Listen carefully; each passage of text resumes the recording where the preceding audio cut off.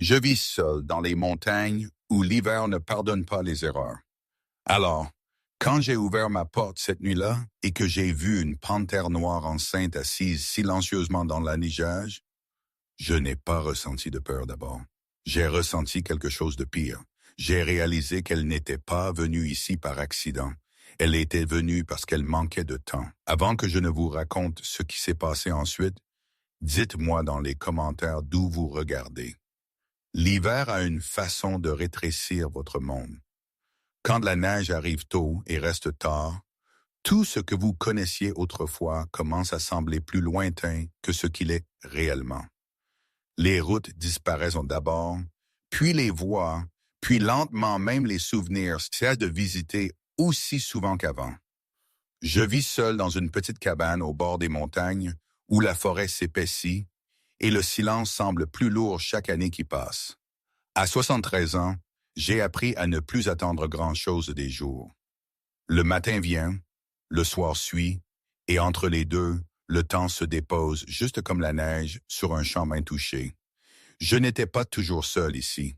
Il y a eu un temps où la cabane gardait une chaleur qui n'avait rien à voir avec le feu.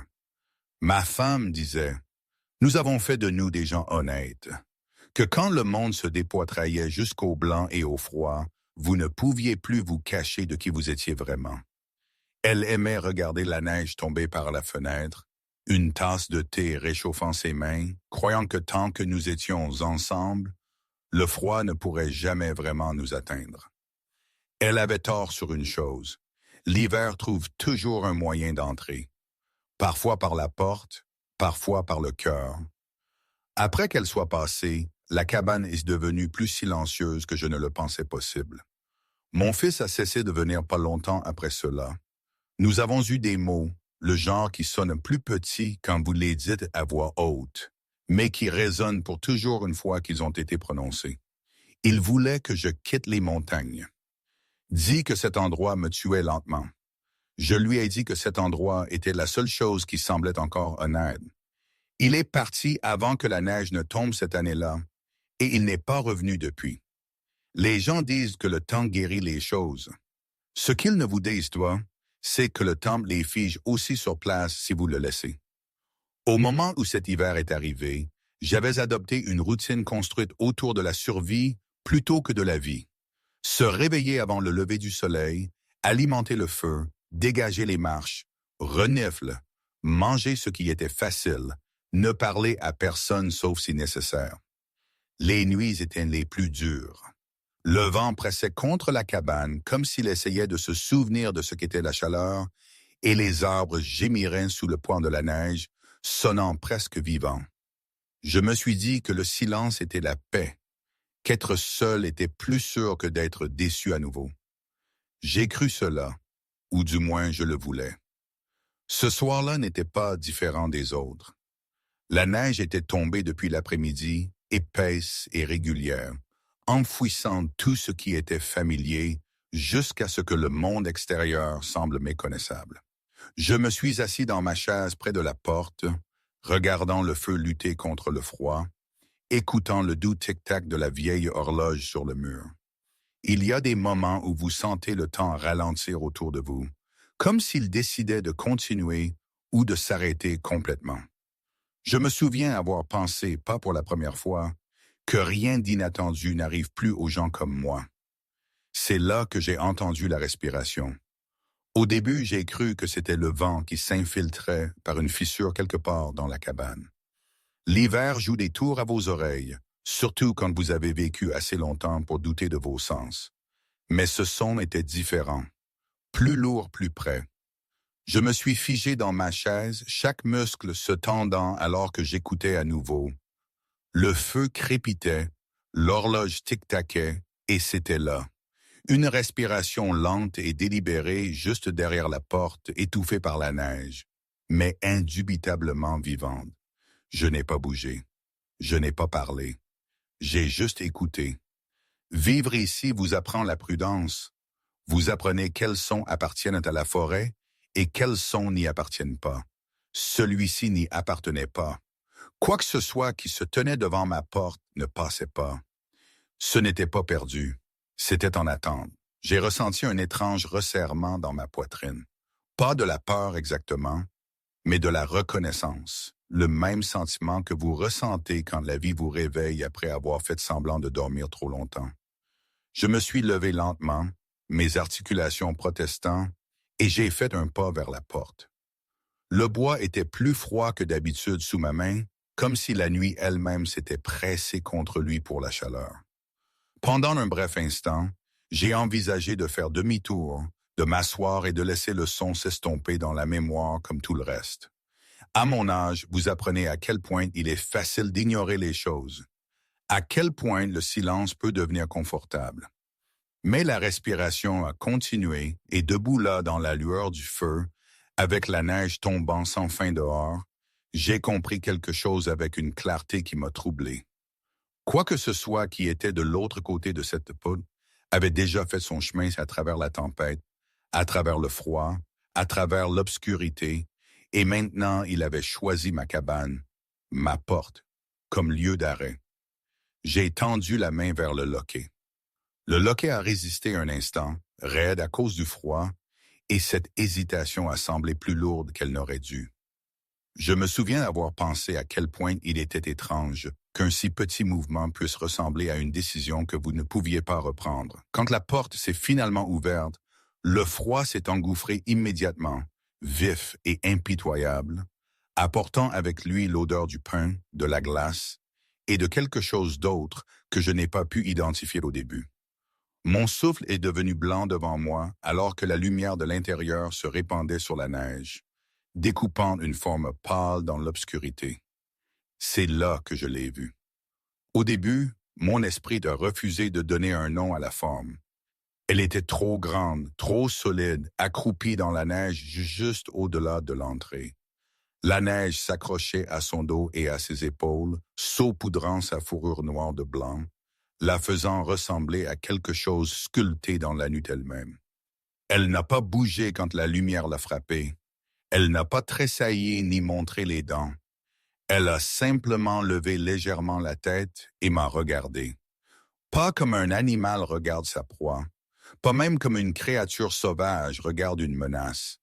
Elle m'a regardé comme quelque chose d'épuisé regarde sa dernière option.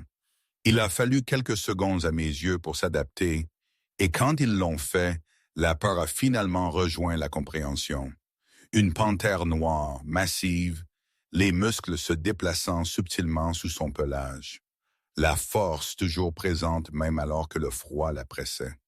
Et puis j'ai remarqué son ventre, lourd, bas, indubitable. Elle était enceinte, très enceinte. La réalisation m'a frappé plus fort que la vue de sa taille. Le danger, je pouvais comprendre. La faim aussi. Mais ceci, c'était tout autre chose. Je n'ai pas bougé. Mes mains sont restées sur le bord de la porte, mon corps à moitié caché à l'intérieur de la cabane, comme si je pouvais encore me retirer si j'en avais besoin. Chaque histoire que j'avais jamais entendue sur les animaux sauvages s'est précipitée d'un coup, chacune plus forte que la précédente. Et pourtant, debout là dans la neige, aucune d'elles ne correspondait à ce que je voyais. Elle ne faisait pas les 100 pas, elle ne grognait pas, elle ne testait pas la distance entre nous. Elle était assise. Son poids s'est déplacé avec précaution, comme si même se baisser complètement pouvait lui coûter quelque chose qu'elle ne pouvait pas se permettre de perdre. Sa respiration était le son que j'avais entendu auparavant, lente, tendue, contrôlée. Chaque souffle embuait l'air devant son museau avant de disparaître dans la neige qui tombait. Ses yeux n'ont jamais quitté les miens. Il n'y avait pas de panique en eux, pas d'agression, seulement de la concentration. Et sous cette concentration, quelque chose à quoi je ne m'attendais pas du tout. De l'urgence. Pas le genre qui vient de la colère, mais le genre qui vient du fait de savoir que le temps presse. Le vent s'est levé, chassant la neige de côté à travers la clairière, et j'ai réalisé depuis combien de temps elle devait être dehors, à quel point elle avait dû venir de loin. Les panthères ne s'aventurent pas dans des endroits comme celui-ci sans raison. La forêt autour de ma cabane était dense et impitoyable, surtout en hiver. Chaque pas à travers cette neige aurait épuisé sa force. Et pourtant, elle était là, choisissant de s'arrêter à ma porte au lieu de s'effondrer quelque part inaperçue. Ce choix m'a troublé plus que sa taille n'aurait jamais pu le faire. J'ai pensé à fermer la porte. L'idée m'a traversé l'esprit comme un instinct, vif et immédiat. C'était un animal sauvage, un prédateur. Enceinte ou non, le risque était réel. Je me suis dit que la peur était raisonnable, que la prudence était sagesse, que la survie dépendait de savoir quand reculer. Mais alors que je restais là à regarder la neige s'accumuler lentement sur sa fourrure, j'ai réalisé quelque chose d'inconfortable. Elle n'était pas là pour me défier. Elle était là parce qu'elle ne pouvait plus aller plus loin. Elle a baissé la tête alors juste légèrement, un mouvement si petit qu'il aurait pu passer inaperçu si je n'avais pas regardé si attentivement. Le geste n'était pas soumission. C'était de la retenue, comme si elle comprenait à quel point l'espace entre nous était vraiment mince, entre la peur et la confiance, entre l'instinct et le choix. Mon cœur martelait contre mes côtes et pour la première fois depuis des années, je me suis senti vraiment éveillé. La neige continuait de tomber, régulière et implacable, remplissant le silence entre nous. Je pouvais sentir le froid s'insinuer dans mes os, mais je ne suis pas rentré. Je ne pouvais pas. Quelque chose dans la façon dont elle attendait là, patiente et immobile, me disait que ce moment n'était pas fait pour être précipité, que tout ce qui viendrait ensuite dépendait de ce que je ferais maintenant, pas plus tard, pas après y avoir réfléchi. Maintenant, j'ai avalé difficilement, ma gorge sèche, et j'ai fait un petit pas en avant sur le seuil enneigé. Les oreilles de la panthère ont frémi, mais elle n'a pas reculé. Elle m'a juste regardé, les yeux sombres et fixes, comme si elle mesurait non pas ma force, mais ma résolution. Debout là, séparé par rien d'autre que l'air froid et la neige qui tombe, j'ai compris avec une clarté troublante que cette nuit avait déjà franchi une ligne, et une fois franchie, il n'y aurait pas de retour en arrière. Pendant un long moment, aucun de nous n'a bougé. La neige tombait régulièrement entre nous, adoucissant les bords de tout ce qu'elle touchait, ne montrant aucune préoccupation pour la rencontre impossible qui se déroulait en dessous. Mon souffle sortait lent et peu profond, chaque expiration embuant l'espace entre mon visage et le sien. J'étais assez près maintenant pour voir la fine couche de givre s'accrochant au bout de ses moustaches, assez près pour remarquer le subtil tremblement traversant son flanc alors qu'elle déplaçait son poids. La force était toujours là, enroulée et dangereuse si nécessaire, mais elle était retenue délibérément comme une porte laissée ouverte.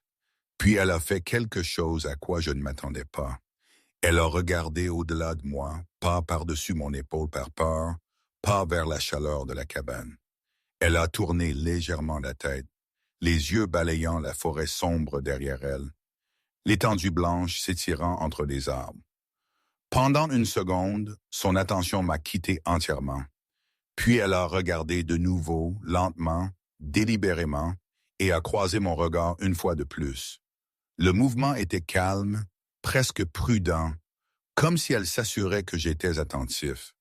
Quand elle s'est finalement levée, la neige a glissé de son dos dans un bruissement silencieux, révélant à quel point elle était vraiment massive.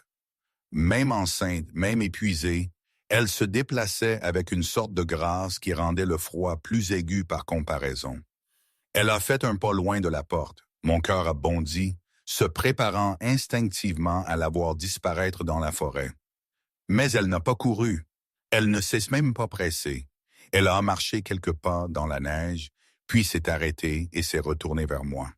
Ses yeux ont de nouveau rencontré les miens, fixes et inébranlables, attendant, sans exiger, sans supplier, attendant. J'ai senti quelque chose se resserrer à l'intérieur de ma poitrine, alors que la compréhension s'installait. Elle ne partait pas. Elle m'invitait à la suivre.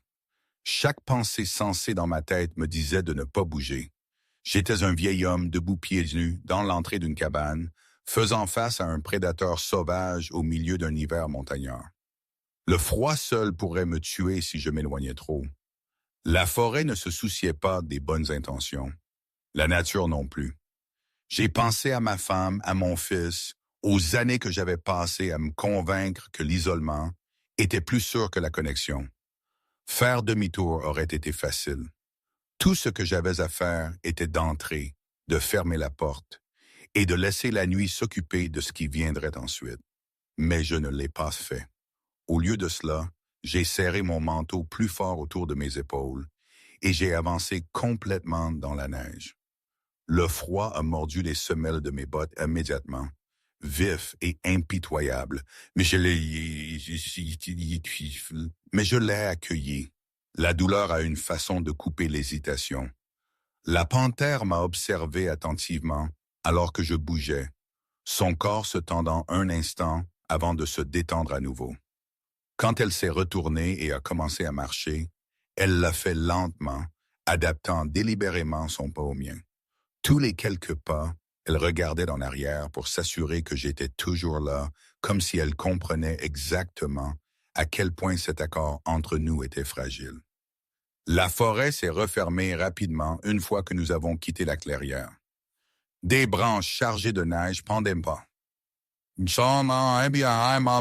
Frottant contre mon manteau, laissant tomber de la poudre froide le long de mon col à chaque pas.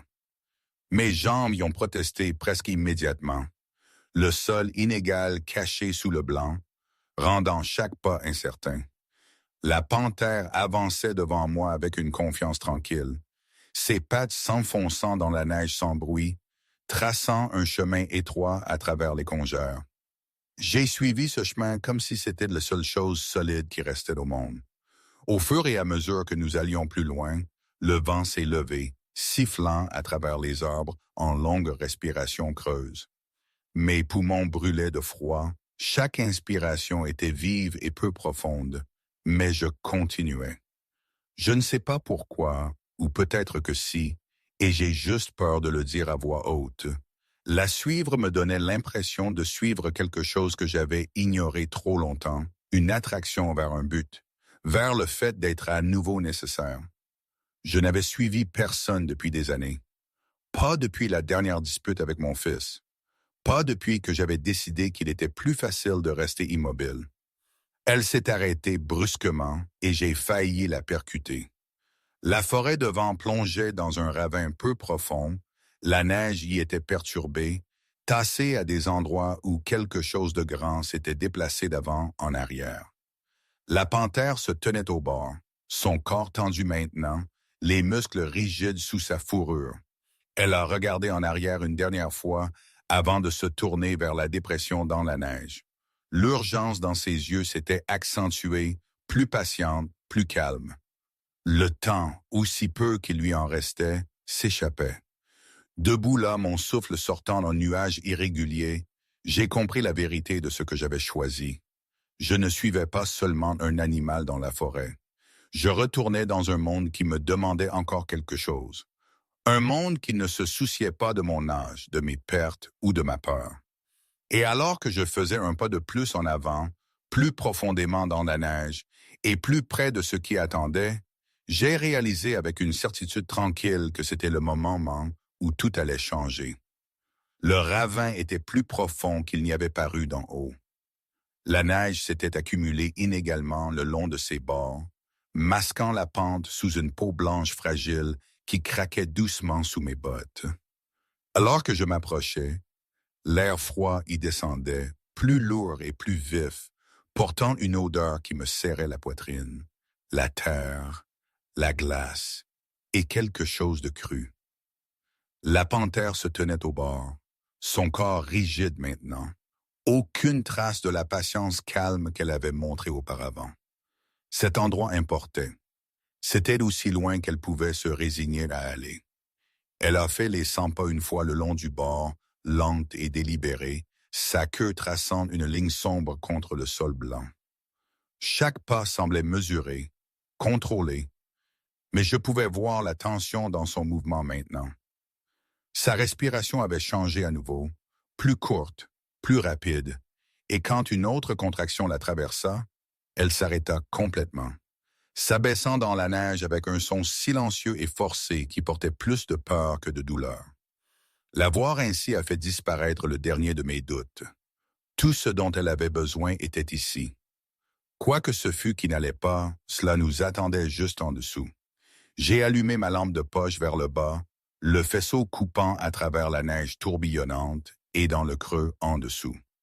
Au début, je n'ai rien vu d'autre que l'ombre et des congères inégales pressées contre des racines exposées et des branches cassées. Puis la lumière a attrapé quelque chose de plus sombre contre la glace, de la neige perturbée, tassée dans un canal étroit, menant à une ouverture basse et effondrée sous le talus.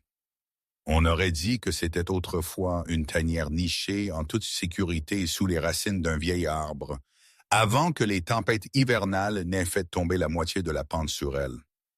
La panthère a suivi le faisceau de lumière avec ses yeux. Quand il a atteint l'ouverture, elle a laissé échapper un son bas du fond de sa poitrine. Pas un grognement, pas un avertissement, mais quelque chose de plus proche du désespoir. Elle a fait un pas en avant, puis s'est arrêtée brusquement, son corps tremblant, alors qu'une autre vague de douleur la traversait. Elle ne pouvait pas aller plus loin, pas maintenant, peut-être jamais. Et à ce moment-là, le poids de son choix s'est entièrement déposé sur moi. Elle ne m'avait pas amené ici parce qu'elle faisait confiance aux humains. Elle m'avait amené ici parce qu'elle me faisait confiance. J'ai glissé le long du bord du ravin avec précaution, la neige cédant sous mes bottes, le froid s'infiltrant dans mes vêtements alors que je perdais pied et me retenais contre la terre gelée. Mes mains brûlaient alors que je me stabilisais, les doigts engourdis presque instantanément. L'ouverture était plus basse que je ne l'attendais, à peine assez haute pour s'accroupir en dessous, et l'air qui en sortait semblait faux. Trop immobile, trop froid. J'ai pointé la lampe de poche à l'intérieur, mon cœur battant assez fort pour que je puisse l'entendre par-dessus le vent. C'est là que je l'ai entendu, un son si faible que je l'ai presque manqué, mince, brisé, comme un souffle raclant contre la glace. Il est revenu, plus net cette fois, et j'ai senti mon estomac se serrer. Je me suis rapproché, m'abaissant au sol malgré la douleur qui me déchirait les genoux, et j'ai balayé la lumière plus profondément dans le creux.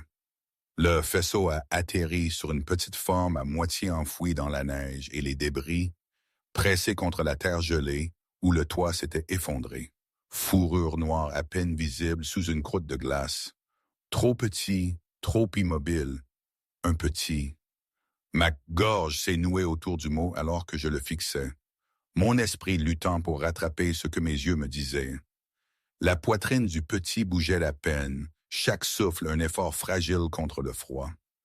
Une patte tressaillit faiblement, grattant la neige comme si elle avait oublié ce qu'était la chaleur. J'ai tendu la main sans réfléchir, ne m'arrêtant que lorsque la réalité de ce que je faisais m'a rattrapé. Au-dessus de nous, la panthère a laissé échapper un autre son grave. Plus fort maintenant, rempli d'une panique qu'elle ne pouvait plus contenir. Je me suis tourné vers elle, rencontrant ses yeux à travers la distance. Elle était debout maintenant malgré la douleur, son corps tendu, prête à déchirer le monde si elle en avait besoin. Mais elle ne s'est pas déplacée vers moi. Elle n'a pas chargé. Elle est restée où elle était, observant chacun de mes mouvements, me faisant confiance avec quelque chose qu'aucun animal sauvage ne devrait jamais faire. Son petit, son futur, tout. La neige continuait de tomber dans le ravin, chaque flocon volant le peu de chaleur qui restait. J'ai regardé le petit, puis la tanière effondrée au-dessus de lui, et j'ai senti l'urgence me frapper avec une clarté brutale. Il n'y avait pas de temps pour penser, pas de temps pour hésiter. Tout ce qui devait arriver ensuite devait arriver maintenant. Parce que si j'échouais ici, l'hiver finirait ce que la tempête avait commencé. Le froid m'a frappé d'un coup alors que je me baissais dans le ravin, s'infiltrant dans mon manteau, mes gants, mes os, comme s'il était déterminé à me réclamer ainsi que tout le reste là-bas. La neige a glissé dans mes manches alors que je rampais plus près du petit. Le sol sous moi était inégal et glissant de glace. Mes doigts se sentaient maladroits, lents à réagir, et je les ai forcés à bouger, sachant que l'hésitation était un luxe qu'aucun de nous n'avait. La respiration du petit était si peu profonde maintenant que je devais me pencher près juste pour être sûr qu'il était toujours en vie. J'ai jeté un coup d'œil une fois vers le bord du ravin. La panthère se tenait immobile contre le ciel blanc, sa silhouette massive et tendue, les muscles serrés sous sa fourrure. Ses yeux ne m'ont jamais quitté. Je pouvais sentir sa retenue comme une chose physique, une force retenue par rien d'autre que la confiance. Un mauvais mouvement, un signe de danger, et cette confiance se briserait. J'étais douloureusement conscient de la fragilité de l'équilibre. Un vieil homme accroupi dans la neige, les mains tremblantes, tenant le destin de quelque chose qui appartenait à la nature. J'ai atteint le petit et j'ai doucement balayé la neige, faisant attention à ne pas le secouer. Sa fourrure était raide de glace, de minuscules moustaches gelées ensemble, les paupières papillonnant faiblement alors qu'il laissait échapper un son ténu qui se portait à peine à travers le ravin. J'ai instinctivement enroulé mon écharpe autour de lui, le pressant près de ma poitrine, espérant que la chaleur suffirait à rappeler à son corps comment lutter. Le petit a tressailli une fois, puis est resté immobile à nouveau, et la peur a resserré son étreinte autour de ma poitrine. Mon téléphone semblait incroyablement lourd dans ma poche alors que je le sortais, mes doigts engourdis alors que je luttais pour déverrouiller l'écran. Le froid a vidé la batterie plus vite que prévu, l'affichage s'assombrissant comme s'il voulait lui aussi dormir. J'ai réussi à composer le numéro de la ligne de sauvetage de la faune locale, ma voix rauque et instable, alors que j'expliquais où j'étais, ce que j'avais trouvé, combien de temps il nous restait. La femme à l'autre bout a écouté en silence avant de me dire que de l'aide était en route, des motoneiges, a-t-elle dit, mais la tempête les ralentirait. J'ai regardé le petit, puis la panthère. Attendre pourrait suffire, ou non. L'hiver ne se soucie pas de cela. Une autre contraction a parcouru le corps de la panthère, et cette fois elle a crié. Un son, grave et rugissement, dépouillé de tout contrôle. Il a résonné à travers le ravin et dans les arbres au-delà, portant avec lui quelque chose d'ancien et de désespéré. Elle s'est à nouveau abaissée, le souffle rapide, la neige s'accumulant sur son dos comme si la montagne elle-même la pressait. Elle perdait des forces. Je pouvais le voir maintenant, indubitablement. Si le petit survivait, mais quel nom, je n'étais pas sûr quel dénouement me hanterait le plus. J'ai changé de position, m'appuyant contre la terre gelée, protégeant le petit du vent avec mon corps du mieux que je pouvais. Mes jambes étaient engourdies, la douleur remplacée par une étrange lourdeur qui m'effrayait plus que le froid lui-même. Je me suis forcé à continuer de bouger, frottant le petit doucement, murmurant des mots que je n'avais pas prononcés à voix haute depuis des années, des encouragements, des promesses, des mensonges destinés à maintenir l'espoir en vie. Au-dessus de moi, la panthère regardait. Sa respiration était haletante, ses yeux brûlants d'une concentration qui ne faiblissait jamais. Le temps s'étirait, chaque seconde forte dans mes oreilles. La tempête s'épaississait, la neige tombant plus fort maintenant, effaçant nos traces, avalant le son. J'ai pensé à ma femme, aux hivers que nous avions traversés ensemble, aux nuits où nous avions cru être en sécurité juste parce que nous avions chaud. Je me suis demandé si c'était ce qu'elle avait ressenti vers la fin, consciente du froid, mais s'accrochant quand même.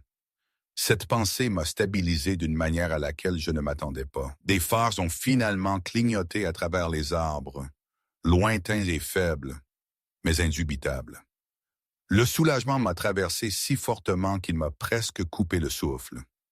J'ai levé le bras, agitant malgré la douleur, malgré la raideur, criant dans la tempête jusqu'à ce que ma voix se brise.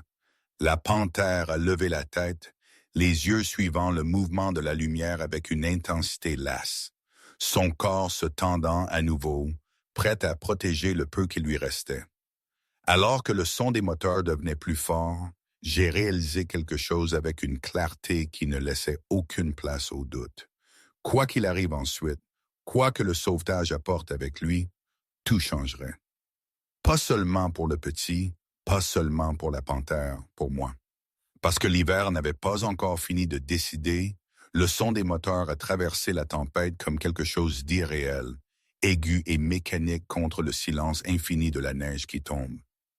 Deux motoneiges ont émergé entre les arbres, leur lumière rebondissant follement sur le sol blanc, alors qu'elle ralentissait près du ravin. Le bruit soudain a brisé l'équilibre fragile de la nuit. Je l'ai senti immédiatement. La panthère aussi.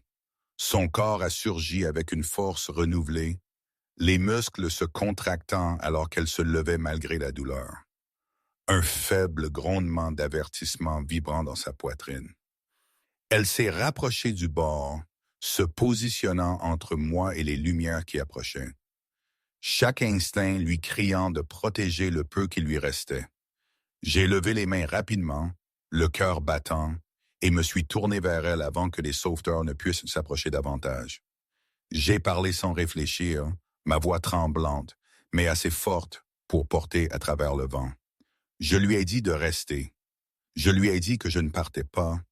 Je lui ai dit que le petit était vivant. Je ne sais pas quels mots ont compté, ou si c'était le son lui-même, la même voix à laquelle elle avait assez fait confiance pour suivre. Mais quelque chose dans sa posture a changé. Le grondement dans sa poitrine s'est adouci, bien que ses yeux n'aient jamais quitté les étrangers qui s'approchaient à travers la neige.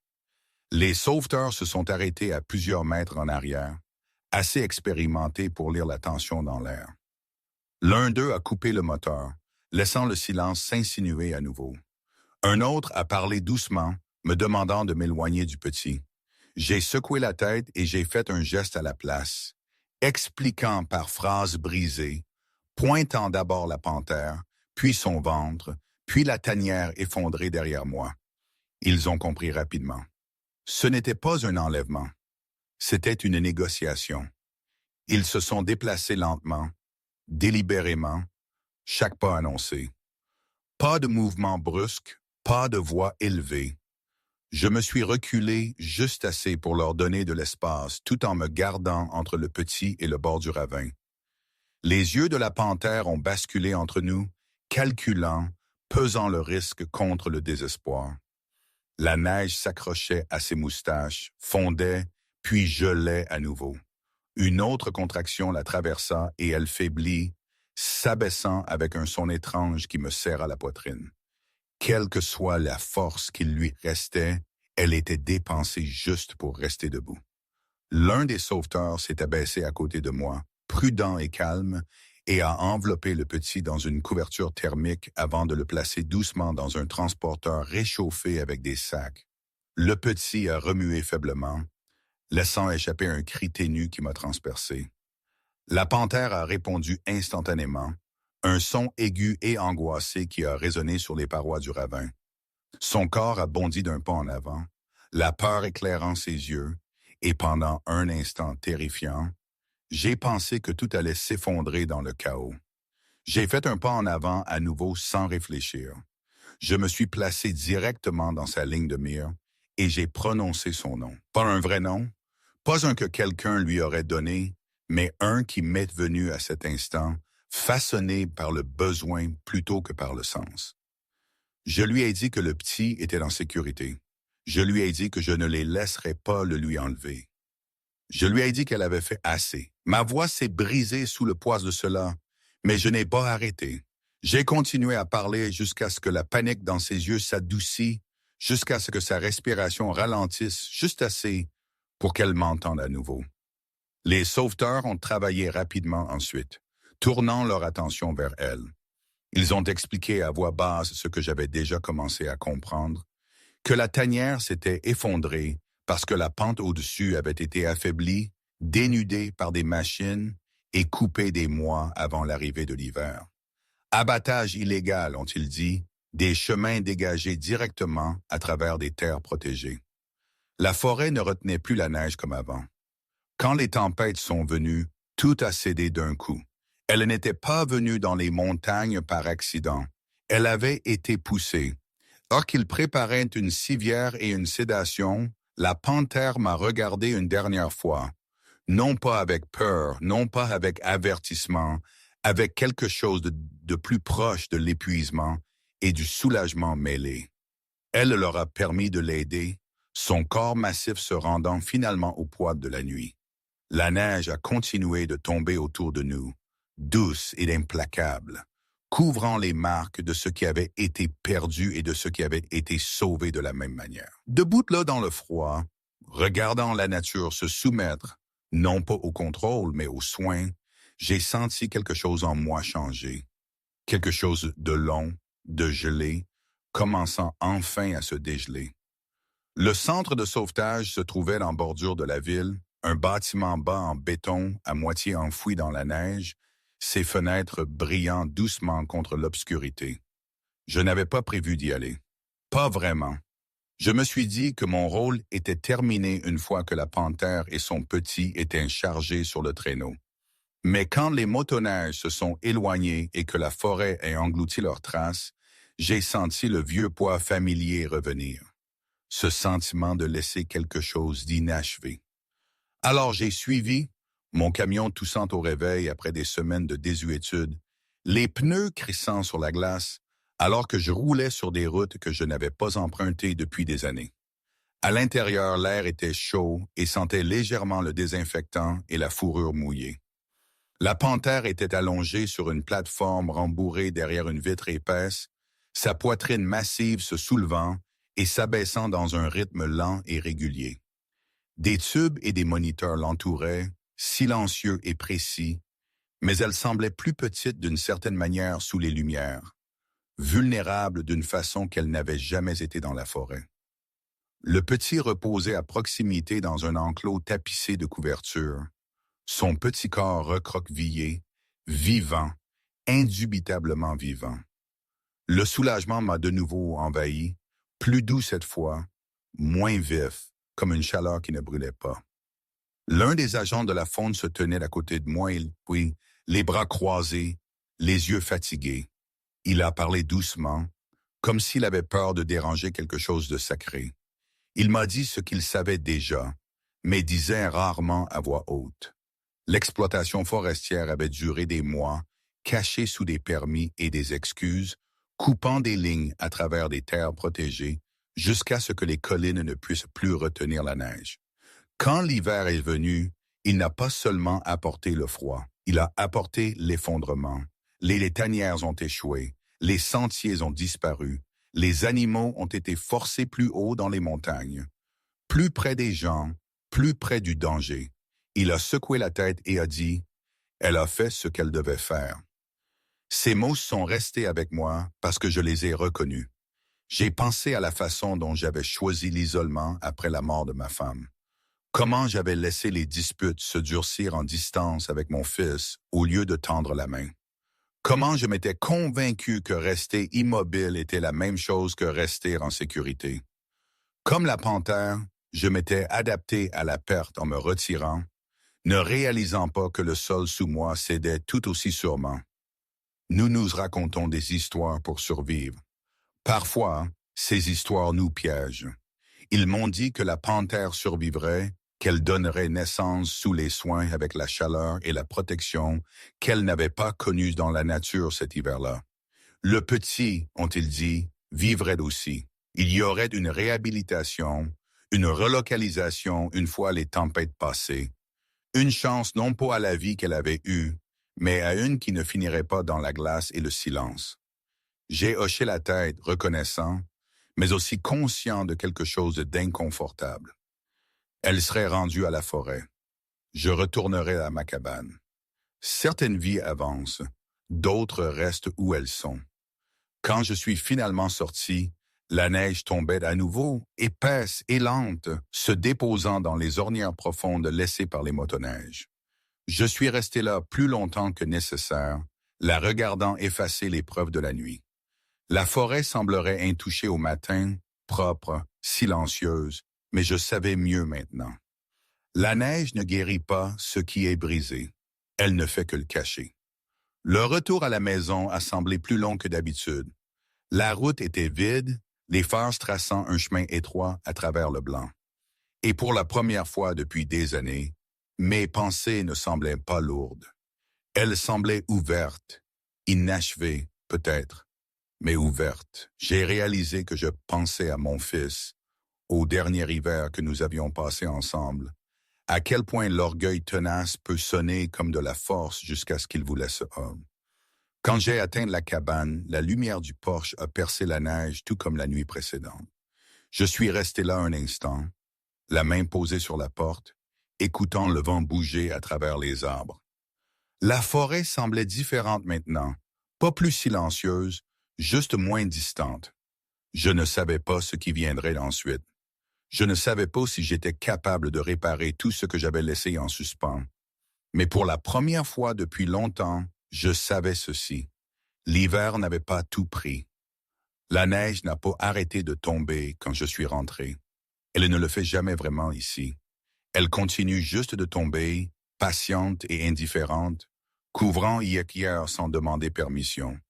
Je suis resté dans ma cabane longtemps cette nuit-là, mes manteaux toujours sur moi, mes bottes dégoulinant de glace fondue sur le sol, écoutant le vent bouger à travers les arbres comme il l'avait toujours fait. Tout semblait pareil à avant que j'ouvre la porte, la chaise, le feu, le calme. Et pourtant rien ne semblait intouché. Je continuais à penser à la façon dont elle m'avait regardé avant qu'il ne l'emmène. Pas effrayée, pas en colère, juste fatiguée et certaine. Certaine qu'elle avait fait ce qu'elle pouvait. Certaine qu'elle avait choisi correctement. Ce genre de certitude est rare. Cela ne vient pas de la force seule. Cela vient de savoir quand faire confiance, même quand le monde vous a donné toutes les raisons de ne pas le faire. J'ai réalisé alors que la nuit n'avait pas du tout été une question de bravoure. Elle avait été une question de refuser de détourner le regard quand détourner le regard aurait été plus facile. Les jours qui ont suivi étaient encore, froids, encore calmes, mais ils portaient un poids différent. Je me suis retrouvé à écouter des sons que j'ignorais autrefois. La forêt ne ressemblait plus à un mur. Elle ressemblait à quelque chose à quoi j'appartenais à nouveau. J'ai marché un peu plus loin chaque matin. Je suis resté dehors un peu plus longtemps. Et quand le centre de sauvetage a appelé avec des nouvelles, je ne me suis pas préparé à la perte comme avant. J'ai laissé l'espoir exister sans discuter avec lui. Ils m'ont dit qu'elle avait donné naissance en toute sécurité. Des petites forts, un abri chaud, des soins, un avenir qui n'existait pas une semaine plus tôt. Je les ai remerciés et me suis assis en silence après la fin de l'appel, laissant la nouvelle s'installer. Dehors, la neige tombait des branches, attrapant la lumière comme elle l'avait toujours fait. Pour la première fois depuis la mort de ma femme, je n'ai pas eu l'impression que l'hiver était quelque chose que je devais endurer. C'était juste une saison et les saisons, je me suis souvenu, sont autorisées à changer. Ce soir-là, je me suis tenu à nouveau près de la porte, la même porte que j'avais failli laisser fermée. J'ai posé ma main sur le loquet et j'ai pensé à tous les moments de la vie qui demandent doucement au lieu de bruyamment. Ceux qui ne s'imposent pas. Ceux qui attendent. J'ai pensé à mon fils, aux mots non dits, à la façon dont l'orgueil peut ressembler à une protection, jusqu'à ce que vous réalisiez qu'il a construit les mêmes murs que la peur. Je ne savais pas ce que demain apporterait. Je ne le sais toujours pas. Mais avant que j'éteigne la lumière, j'ai déverrouillé la porte et je l'ai laissée ainsi. Non pas parce que j'attendais un autre visiteur de la neige, mais parce que j'avais compris quelque chose que je n'avais pas compris avant. Certaines portes ne sont pas faites pour garder le monde dehors pour toujours. Parfois, elles sont là pour que vous puissiez décider quand laisser la vie revenir. Et cette nuit-là, alors que la neige continuait de tomber et que la forêt respirait tranquillement au-delà des murs, je savais ceci était vrai. La panthère est venue à ma porte pour de l'aide, mais c'est moi qui avais besoin d'être sauvé. Avant de partir, si cette histoire vous a ému, dites-moi dans les commentaires d'où vous regardez. Et si vous croyez que les petits choix comptent toujours, abonnez-vous. Il y a plus d'histoires qui attendent.